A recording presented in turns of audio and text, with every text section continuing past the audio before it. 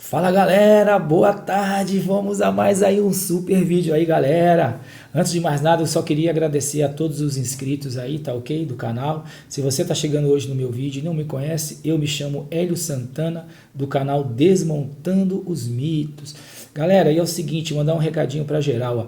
A partir dessa data eu vou estar fazendo uma série de vídeos, tá? Sobre o livro aqui, galera, de Mateus. Eu vou provar dentro da própria Bíblia, tá ok? O quão a igreja primitiva católica foi desonesta, fraudulenta e enganosa ao tentar aqui, tá? Criar mais uma religião, tá? Criar mais um livro na tentativa, tá? De buscar o tal Messias que os judeus esperam até hoje, né? Então, o que a igreja, como grande filha da puta, fez? Ela criou aqui um novo personagem, tá?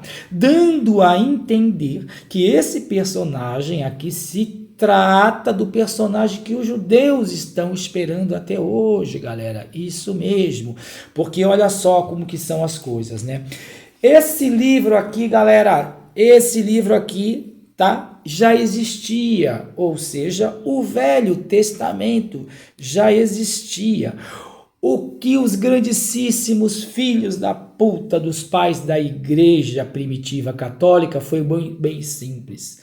O que está escrito aí no Velho Testamento? Ah, está escrito assim, assim, assim, né? Que o suposto Messias deveria fazer isso, isso, isso. Ah, tá legal. Então agora a gente vai criar então um personagem, tá? E a gente vai criar agora um novo livro, dando a entender que aquele personagem que estava profetizado no Velho Testamento está sendo caracterizado agora nesse novo livro que a gente está criando. Vocês estão entendendo? Ou seja, é muito fácil, quando você já tem um livro, né, que já está lá predizendo o que vai acontecer no futuro, é muito fácil então você criar o quê? Um novo livro, dando a entender que aquele personagem lá, tá, que até hoje, né, os judeus estão esperando, ele apareceu nessa terra em tal época em qual os pais da igreja criaram esse mito aí, Jesus, tá ok? E aqui eu vou deixar provado biblicamente, tá? Vou dar provas concretas para vocês. O quão eles foram falaciosos. Eles, por que eles foram falaciosos? Porque o que eles faziam aqui era muito simples. Eles pegavam aqui, tá? E eles iam lá no texto que estava lá tentando profetizar lá um suposto Messias, né? E eles pegavam aqui certos versículos aqui, só que são versículos isolados. Tá, ok? E eu vou deixar provado por que são versículos isolados. E eles tentavam aqui a todo custo pegar esses versículos isolados e mostrar no Novo Testamento. Olha, tá vendo só? Isso está acontecendo para que se cumprisse a profecia tal, tal, tal. Eles faziam isso propositalmente, galera, e eu vou deixar provado aqui como é eles que sempre tiram, tá, do contexto. E eles são tão hipócritas, são tão desonestos, que eles são os próprios que ainda hoje em dia falam, isso que você está fazendo está fora do contexto. Não, não está fora do contexto. Eles sim que tiravam as coisas totalmente fora do contexto para dar a entender que o mito Jesus estava sendo ali realizado em propósito às ideias messiânicas que a Torá profetizava. Então vamos à leitura comigo aí, galera, tá ok? Olha só, a gente vai começar aqui, se vocês quiserem acompanhar comigo aqui, tá? E sempre lembrando que eu vou estar sempre, utilizando livros assim, tá, galera? Direto aí, tá, do grego para o português, quando a gente for tratar de Novo Testamento, e utilizando materiais assim, sempre que a gente for estar falando aí do Velho Testamento aí, tá bom, galera? Então vamos ao seguinte, Mateus, galera, tá? Capítulo 1. Olha o que a filha da puta da igreja, só falando assim, cara, não tem como pôr outro nome, cara. Não tem como pôr outro nome para uma instituição financeira, tá? Tão fraudulenta como essa instituição financeira é, tá bom? Olha só o que esses desgraçados fizeram aqui no primeiro capítulo de Mateus, aqui, tá? Bem no versículo, vamos lá? Capítulo 1 de Mateus aqui. Versículo... Vamos começar aqui do versículo 21, que é o mais importante para a gente, tá bom? Mateus 1, versículo 21. Olha só a sacanagem que eles fizeram. Ela dará à luz um filho, e você porá nela o nome de Jesus, porque ele salvará o seu povo dos pecados deles.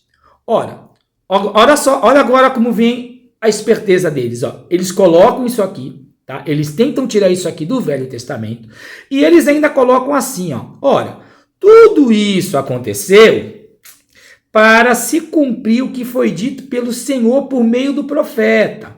Aí que eles colocam? Eles pegam uma passagem do Velho Testamento que nada tem a ver com isso aqui e querem plantar aqui. Aí no versículo 23 está assim: eis que a virgem, olha só outra cachorrada, virgem, presta atenção nesse termo virgem, galera. Eis que a virgem conceberá e dará à luz um filho, e ele será chamado pelo nome de Emanuel. Então, olha só aqui a gente já tem um puta erro, porque é como se a profecia tivesse sido cumprida aqui pela metade. Ou seja, a gente tem uma profecia da qual uma moça, tá? Não uma virgem. A gente tem uma profecia lá no Antigo Testamento, né? E para isso eu vou deixar textos hebraicos aqui para provar isso, né? Que uma moça ia dar à luz e que o nome dessa criança seria Emanuel. Tá ok? Aqui, o que eles já fazem? Eles querem pegar essa passagem, forçar ela aqui dentro desse contexto do Novo Testamento, só que para eles aqui a tal profecia ela não está sendo realizada ao pé da letra. Não, essa profecia aqui está sendo realizada pela metade, porque a virgem concebe uma criança, só que ela não dá o nome dessa criança de Emanuel, não, ela dá o nome de Jesus. Ou seja, foda-se a profecia, foda-se que a profecia está falando que eu devo dar o nome para essa criança de Emanuel, que o filho é meu, eu vou dar o nome para ele do que eu quiser, foda-se a profecia, vou dar o nome de Jesus e acabou, que Emanuel o caralho. É isso aí, galera, pensam comigo. Se fosse mesmo seguir a risca a profecia aqui, o nome não seria Jesus, galera, o nome seria Emanuel. Ou seja, é uma coisa tão mal elaborada, tão ridícula, que só pessoas realmente muito idiotas podem acreditar numa porcaria dessa. Agora, galera, é o seguinte: quando ele tenta forçar aqui essa passagem, sabe aonde o desgraçado do mentiroso aqui foi para tentar colocar essa passagem no Novo Testamento? Ele foi lá no capítulo 7 de Isaías. Sim, capítulo 7 de Isaías. Eu quero que vocês abram sua Bíblia comigo aí, capítulo 7 de Isaías. E não vamos simplesmente fazer o que eles fazem que a gente faz, né? Que, vocês estão pegando um versículo isolado. Não. Eu vou provar que é eles que sempre fizeram isso. Eles sempre pegaram versículos isolados aqui para tentar implantar no Novo Testamento. Eles foram simplesmente no versículo 14, tá? Olha o que o versículo 14 está dizendo aqui, ó. Versículo 14 de Isaías 7, ó. Pois o Senhor mesmo lhe dará um sinal. A jovem lhe dará um sinal, tá? A jovem estará grávida, dará à luz um filho e porá nela o nome de Emanuel. Agora eu vou perguntar, isso aqui não é uma puta sacanagem que eles fizeram? Eles pegam um versículo totalmente isolado. Por que eles não leram todo o contexto do capítulo 7? Por que eles não fizeram isso antes? Porque para eles não interessa ler todo o contexto. Porque eles sabem muito bem que o contexto de Isaías, capítulo 7, não é um contexto de uma coisa que iria acontecer só daqui a 700 anos atrás. Não, o contexto de Isaías 7, todo ele, é algo que vai acontecer ali mesmo, naquele momento, tá? Porque o rei Acais estava morrendo de medo do rei da Assíria, tá? E do rei de Israel, irem lá e tomar a terra lá e tomar os bens, tá? As posses do rei Acais. Então, tanto é que o rei Acais queria até ali um sinal, né, para que ele perdesse aquele medo, porque ele estava com muito medo, né, do rei da Assíria e do rei aí, né, de Israel ir lá e tirarem o rei Acais, que era rei de Judá na época aí, tá, de seu trono e tomar todos os seus bens. Mas eles são tão desgraçados que eles tiram totalmente do contexto aqui, tá? E agora eu vou ler todo o contexto de Isaías 7 para vocês, galera, para provar dentro da Bíblia que o versículo 14 nada tem a ver para uma coisa longínqua, nada tem a ver, tá? Vamos acompanhar comigo aqui, ó. Capítulo 7, desde o versículo 1 aqui, vamos ler, a gente tem que ler, não adianta, todo o contexto para vocês entenderem, tá? Por que eu faço isso? Porque eu sei que muita gente ainda acredita nessas coisas porque não tem conhecimento bíblico. Quando você começa a ler a Bíblia e entender realmente a Bíblia, você vê que todo o Novo Testamento é uma fraude, é uma farsa. Tá bom? Olha só, no tempo em que Acais, filho de Jotão e neto de Uzias, era rei de Judá, Rezim era rei da Síria e Peca era rei de Israel, tá? Atacaram a cidade de Jerusalém, mas não puderam conquistá-la. Olha só. Quando o rei Acais soube que os sírios haviam feito um acordo com os israelitas, ele e todo o povo ficaram com tanto medo que tremiam como varas verdes. Olha só, todo o contexto aqui está falando que quem está com um problema aqui é o rei Acais, galera. Prestem atenção nisso. Quem está com medo aqui é o rei Acais. Quem está com problema aqui, tá? É o rei Acais, tá bom? Então, continuando aqui, ó. Versículo 3. O Senhor disse a Isaías, tá ok? O Senhor disse a Isaías, vá com seu filho, Sear-Jazube, encontrar-se com o rei Acais. Olha só, tudo aqui é pro rei Acais, galera, tá ok? Ele estará na estrada onde os tintureiros trabalham perto do canal que traz água do açude de cima. Diga ao rei que fique alerta, mas não perca a calma, que não tenha medo, nem fique desanimado. Ó, tá vendo? Ele tá falando pro rei Acais não ter medo, nem ficar desanimado, porque a profecia aqui de 14, versículo 14, é pro rei Acais. O rei Acais ainda ia ver essa profecia se cumprindo em tempo de vida do rei Acais. Não era nada longínquo para acontecer só daqui a 700 anos. Por que eu estou falando 700 anos, galera? Porque aqui, biblicamente, tá? O rei Acais aqui viveu em cerca de 700 anos antes do mito Jesus. Tá bom? Então vamos se atentar a isso. Diga ao rei que fique alerta, mas que não perca a calma, que não tenha medo, nem fique desanimado por causa do ódio do rei Rezim, dos sírios e do rei Peca. Eles são menos perigosos do que os dois tições soltando fumaça. Os sírios, junto com o rei Peca e os israelitas, estão fazendo planos para prejudicar o rei Acais. Olha só, a Bíblia toda hora está falando que o problema aqui é com o rei Acais, tá bom? Eles combinaram o seguinte: vamos atacar o reino de Judá, conquistar o seu povo e forçá-lo a aceitar o filho de Abiael como rei. Porém, eu, o Senhor, afirmo. Agora, olha só aqui, tá? Versículo 7. Do capítulo 7 de Isaías aqui. Porém, eu, o Senhor, afirmo que isso não acontecerá. Tá? Isso não acontecerá, pois a Síria não é mais forte do que Damasco, a sua capital. E Damasco não é mais forte do que o rei Rezim. A terra de Israel não é mais forte do que Samaria e a sua capital. E Samaria não é mais forte do que o rei Peca. Mas daqui a 65 anos, tá? Israel será destruído e deixará de existir como nação. Se vocês não tiverem uma fé firme, não poderão ficar firmes. Agora, continuando aqui, tá? Versículo 10, tá? O Senhor Deus enviou ao rei Acais esta outra mensagem. Olha então o que o Senhor Deus aqui está enviando para o rei Acais aqui, tá ok, gente?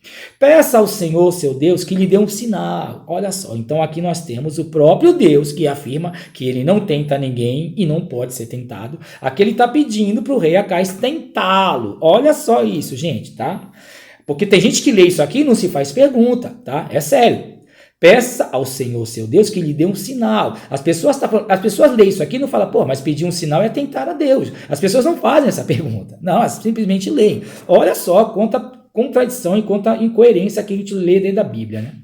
O suposto Deus lá que pede para não ser tentado está pedindo para ser tentado aqui pelo rei Acais, né? Esse sinal poderá vir das profundezas do mundo dos mortos ou das alturas do céu, tá? Mas Acais respondeu, não vou pedir sinal nenhum, não vou pôr o Senhor à prova. Aí já é problema de Acais, é Acais que não quer pôr, é Acais que não quer tentar esse Deus aqui. Mas segundo as narrativas, esse Deus ainda falou, não, pode me tentar sim, rei, pode me tentar. Rei Acais é que não quis, tá ok? Então, quando você pedir uma prova para esses crentes aí, esses crentes vierem com essas falácias, mas não se pode tentar a Deus. Mostra esse capítulo para eles. Não, pode sim. O próprio Deus aqui está pedindo para tentá-lo sim, tá ok? Fica isso registrado aí, galera. E vamos embora aí, tá bom? Não vou pedir sinal nenhum, não vou pôr o Senhor à prova. Então Isaías disse, escutem, agora prestem atenção nisso, hein? Isaías está dizendo aqui, tá? Escutem, descendentes do rei Davi. Será que não basta vocês abusarem da paciência das pessoas? Preciso abusar também da paciência do meu Deus? Pois o Senhor, pois o Senhor mesmo lhe dará um sinal. Olha só, mesmo sem o rei Acais pedir, tá? Deus pede para o rei Acais tentá-lo. O rei Acais fala que não vai tentar esse Deus. E mesmo assim, Deus fala, não, você vai, eu quero ser tentado sim. Eu mesmo vou dar um sinal para você. Olha só. Pois o Senhor mesmo lhe dará um sinal. A jovem, prestem atenção no tema, não tem nada de virgem aqui, como os filhos da puta da igreja primitiva tentaram fazer lá no Novo Testamento. Não tem virgem nenhuma, eles são mentirosos, canalhas, fraudulentos, tá ok? O Senhor mesmo lhe dará um sinal. A jovem que está grávida dará à luz um filho e porá nele o nome de Emanuel. Agora prestem atenção agora no versículo 15. Quando ele chegar à idade de saber escolher o bem e rejeitar o mal, o povo estará comendo coalhada em mel. O que quer dizer isso, Hélio? Ele está dizendo o seguinte aqui, ó. Deus aqui vai dar um sinal para o rei Acais. Se esse sinal fosse algo para acontecer daqui a 700 anos, se esse sinal aqui estivesse falando de Jesus, como que o rei Acais ia ver esse sinal, gente? É isso que eu estou tentando toda hora colocar na cabeça das pessoas. As pessoas não entendem ou são muito desonestas ao ponto de cruzarem o braço, não darem o braço a torcer, porque senão a fé delas vai ser esmagada. Como que o versículo 14 de Isaías 7 ia estar falando de algum Jesus aqui, se esse suposto Jesus só foi acontecer 700 anos depois disso aqui? E esse sinal aqui era para o próprio rei Acais ver, gente. Olha aqui, versículo 14, pois o Senhor mesmo lhe dará um sinal. A jovem que sinal a quem? Sinal ao rei Acais. A jovem que está grávida dará à luz um filho e porá nele o nome de Emanuel. Quando ele chegar à idade, ele quem? Emanuel. Quando Emanuel chegar à idade de saber escolher o bem e rejeitar o mal, o povo, qual povo? O povo de Judá. O povo lá do rei Acais, que estavam com tanto medo. O povo, cadê onde eu estava aqui? Quando chegar a idade de escolher entre bem e o mal e rejeitar o mal, o povo estará comendo coalhada e mel. O que quer dizer, Hélio? O povo vai estar comendo coalhada e mel. O povo vai estar de boa. O povo vai estar comendo tudo do bom e do melhor. Então ele está falando, cara, não se assuste, rei Acais. Não fique assustado. Eu vou mandar um sinal para você, rei Acais. Você vai ver esse sinal, rei Acais. Uma jovem vai ficar grávida e ela vai colocar o nome do filho dela, rei Acais, de Emanuel. E quando essa criança aí, tá? Ela tiver aí, né? E quando ele chegar à idade de saber escolher o bem e rejeitar o mal, ou seja, quando essa criança já tiver consciência das coisas, né? O povo estará comendo coalhada e mel. Quer dizer, não se assuste, rei Acais. Você vai ver todas essas coisas, rei Acais, acontecendo, rei Acais. Isso aqui é para rei Acais. Não é algo que vai acontecer daqui a 700 anos. Tá? Até quando a gente vai ter que ficar falando isso para vocês? Mas mesmo antes, né, desse tempo, a terra desses dois que lhes causaram medo ficarão completamente abandonadas. Então ele está falando, rei Acais, olha só, eu vou te mandar um sinal, tá? Uma jovem vai ficar grávida, ela vai ter um filho chamado Emanuel e você vai ver isso, rei Acais. E antes desse garoto, né? Antes dessa criança saber o que é o bem e o que é o mal, fique tranquilo. Vocês vão estar, a terra de vocês vão estar tão bem que vocês vão estar aí, ó, comendo tudo do bem e do melhor. Vocês vão estar comendo lá do mel e papapá e tal. Fique tranquilo. Rei é o quê? Rei Acais. Tudo isso aqui é pro rei Acais, tá ok, galera? E olhem só uma coisa também que eu quero mostrar para vocês aqui, continuando. Tudo isso que eu estou falando para vocês é tão verdade que se vocês forem um pouco a mais depois do versículo 7, se vocês forem no capítulo 8 de Isaías, versículo 8, olha o que vai estar escrito. Ó. Atravessará Judá, inundando todos os lugares por onde passar, subindo até a altura dos pescoços, e sua envergadura será toda a extensão da tua terra, ó Emanuel. Vocês estão entendendo? Então, Emanuel, aqui no capítulo 8, ele já existia. Não é algo que ia acontecer só daqui a 700 anos. Olha aqui, voa. Tá? Bíblia aqui, completamente do hebraico para o português. Grifei aqui, tá ok? Ó Emanuel, aqui. Capítulo 8 aqui, galera. Vocês estão vendo aqui, capítulo 8, tá ok? Aqui, ó. Ó Emanuel. Vocês estão vendo aí? Ó Emanuel, capítulo 8. Vou voltar no capítulo 7 aqui, só para provar uma coisa para vocês aqui, tá? Eis, pois, que a luz a um filho e chamará, eis que o Eterno, ele mesmo, vos dará um sinal. Eis que a moça grávida lhe dará a luz. Olha aqui, a moça grávida, galera. Vou colocar aqui, vocês tentam ver aqui que eis que a moça, vocês estão conseguindo ler a moça aí, galera? Eis que a moça grávida dará um filho. Vocês estão entendendo aí? Eis que a moça, tá ok? Tem alguma virgem aí? Direto do hebraico isso aqui, tá? E aqui ainda vai falar o seguinte, tá? Páginas de rodapé ainda vai dar explicação aqui, galera. Ó.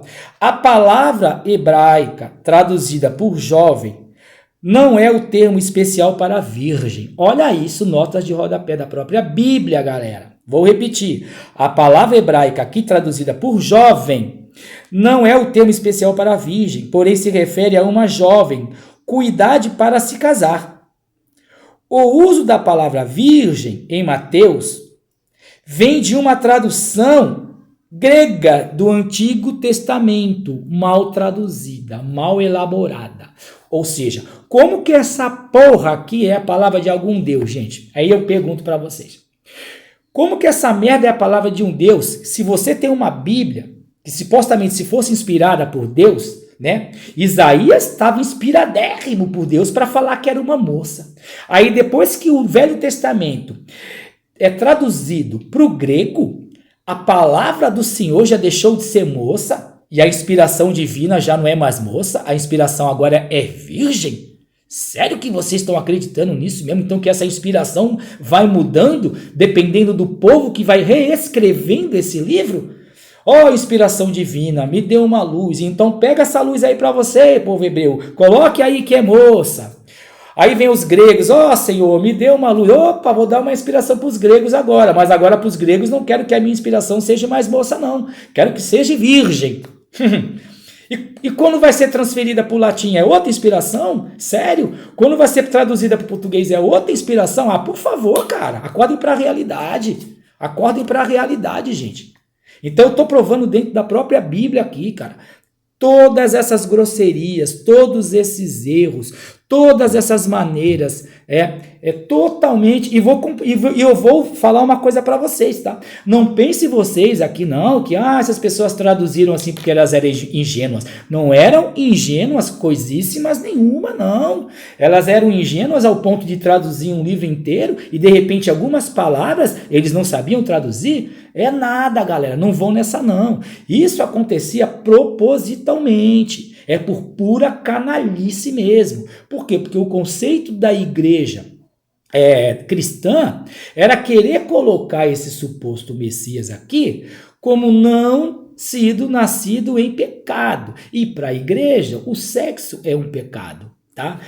Então, o que eles fizeram aqui? Porra, então a gente vai fazer o seguinte, tá? Não vamos colocar que esse Messias aí nasceu aí de um relacionamento sexual, não. Não vai ficar legal para a igreja isso, né? Então, vamos criar uma historinha aí que essa mulher aí, ela não era simplesmente uma moça. Não, vamos colocar que ela era uma virgem. Olha só, uma mulher pura, decente, escolhida a dedo por Yahvé. Mentira deslavada. Galera, mesmo se isso aqui fosse uma realidade, mesmo assim ainda ia existir altos problemas com isso daqui, porque também é dito que todo aquele que nasce de mulher carrega o que consigo? Carrega o pecado original. Ou seja, mesmo se tal Jesus aqui tivesse existido, coisa que isso nunca aconteceu, nem histórico esse Jesus existiu de fato, tá bom? Mesmo se isso aqui tivesse acontecido, e se tal Jesus nascesse de uma mulher, ele também seria pecador, tá? Porque todo aquele que nasce de mulher carrega consigo o pecado, tá? E não tem como sair disso. Então, para você ver como que o Novo Testamento é um livro totalmente mal elaborado, tá? Mal elaborado mesmo, ao ponto de só enganar idiotas, pessoas muito ingênuas, pessoas incapazes de usar a razão e a lógica para entender que esse livro não passa de uma mitologia muito mal elaborada. E não tente também tentar aí se esforçar para achar nenhum Jesus histórico, você não vai encontrar Jesus histórico algum, porque se trata de uma mitologia, é um personagem. Por que é um personagem, Hélio? Porque ali naquela região existiam ali já vários Jesuses, vários supostos Messias, vários Cristos, tá bom? Ali era um fervilhão ali, um caldeirão ali de várias seitas messiânicas. Não era uma única seita, galera, tá? Vão pesquisar, vão ler a história do cristianismo, vão ler a história lá do judaísmo. Ali era, cara, do que tinha ali, cara. Parecia uma praga, aquilo ali parecia uma praga de tantos messiânicos que tinham ali. Eram vários loucos, lunáticos, falando a gritos lá que era o verdadeiro Messias, que ia salvar a galera. E tinha também, como sempre, tem um monte de grupinho de retardados acreditando nesses tais Messias aí, tá? Nesses tais Cristos, tá? Tanto isso é verdade que, olha só, a própria Bíblia, galera, ela deixou ainda vestígios, tá? Vestígios do como aquela época, como aquela região era um caldeirão ali de pessoas, sabe? Falando que era o Cristo, falando que era o Messias e tal. Se vocês forem em 2 Coríntios, olha só que interessante isso, tá? Se vocês forem em 2 Coríntios, capítulo 11, vocês vão ler lá no versículo 4 o seguinte, olha o que o versículo 4 afirma pra gente, ó. Pois se vem alguém que prega outro Jesus, olha só, por que eles estavam preocupados com isso? De alguém pregar outro Jesus? Por quê? Porque ali era um caldeirão de Jesuses, ali era um caldeirão de Cristos, tá? Todo mundo ali se achava o Cristo, todo mundo se achava o Jesus, um Messias, um Salvador. E tinham vários grupinhos ali, cada grupinho acreditava em tal Jesus. Cada grupinho acreditava em tal Cristo. Tá? Então, retornando aqui, ó. Pois se vem alguém que prega outro Jesus, diferente daquele que nós pregamos, ou seja, tá vendo aí como eu tenho razão? Tinham vários Jesus ali, vários grupinhos ali. Pois se vem alguém que prega outro Jesus, diferente daquele que nós pregamos, ou se vocês aceitam um outro diferente daquele que já receberam, ou um evangelho diferente do que já aceitaram, vocês toleram isso muito bem. Vocês estão entendendo por que isso está escrito aqui? Porque são vestígios de tudo isso que eu estou falando para você. Existiam vários Cristos, existiram vários Jesus. Isso não fica só aqui não. Se você também for lá no livro de Gálatas, tá, galera? Ó, Gálatas 1, olha só, versículo 8. Ó. Mas ainda que nós, ou eu mesmo, mas ainda que nós, ou mesmo um anjo, vindo do céu, pregue a vocês um evangelho diferente daquele que temos pregado, que esse seja anátema. O que quer dizer isso? Que esse seja amaldiçoado. Anátema é um termo aqui para maldição. Em outras versões vai estar assim, mas se alguém mesmo que sejamos nós ou um anjo do céu anunciar a vocês um evangelho diferente daquele que temos anunciado, que essa pessoa seja amaldiçoada. Pois já dissemos antes e repetimos, se alguém anunciar um evangelho diferente daquele que vocês aceitaram, que essa pessoa seja amaldiçoada, tá? Tá lá, Gálatas 1, 8, 9. Por que eles eram obrigados a escrever essas coisas? Porque estava assim de Jesus lá. Estava assim de Cristo nessa região em tal época. O que a malandragem aí, né, dessa instituição financeira, tá, denominada Igreja Católica, fez foi o seguinte, eles observaram malandreadamente, olha só, temos um livro aqui falando que vai existir um Messias. Temos vários lunáticos aqui dizendo ser o Messias. Vários. Não eram um, não eram dois, não eram três, eram dezenas de lunáticos dizendo ser o Messias. Dezenas de grupinhos seguindo, cada um seguia lá, né, o seu Messias. A Igreja Católica primitiva. Vamos então criar um livro. Agora a gente vai criar o nosso Jesus, tá ok? Já que cada um tem o seu, a gente vai criar o nosso também. E a gente vai falar que o nosso sim é que é o verdadeiro. O nosso sim, né, que vai estar cumprindo, né, as profecias profetizadas na Torá. E é isso que eles faziam. O que está escrito no Velho Testamento? Está escrito isso, isso, isso. Ah, então é o seguinte, escreve aí, ó. Eis que isso aconteceu para que se cumprisse lá em papapá. Isso aí. Por isso que quando você vai pegar aqui, ó, que nem a passagem lá de Mateus, e a Virgem concebeu, por isso que quando você vai realmente no capítulo 7, você vai observar que em nenhum momento essa profecia era para acontecer daqui a 700 anos. Não, era para acontecer ali para o próprio rei Acais ver. Por isso que vocês vão estudar realmente agora e vocês vão ver, porra, pode crer, tá errado isso aqui. Essa profecia que jamais foi para acontecer daqui a 700 anos. Aqui, o próprio rei Acais viu isso. O próprio rei Acais viu a criança. O próprio rei Acais viu o Emanuel. O próprio rei Acais viu lá que a moça estava grávida, não a virgem. Tá entendendo, galera? Então é isso. Galera, vou ficando por aqui, tá? E vai ter muito mais vídeos como esses, tá bom? Eu vou estar sempre pegando aqui Mateus, que é um dos livros mais canalhas, mais mentirosos que existem aqui na Bíblia. E vou estar provando tá? Biblicamente para você, o quão o escritor aqui foi canalha em tentar pegar textos isolados e aplicar no Novo Testamento. Fui, galera, vou ficando por aqui. Um salve a todos aí, fiquem na paz, valeu!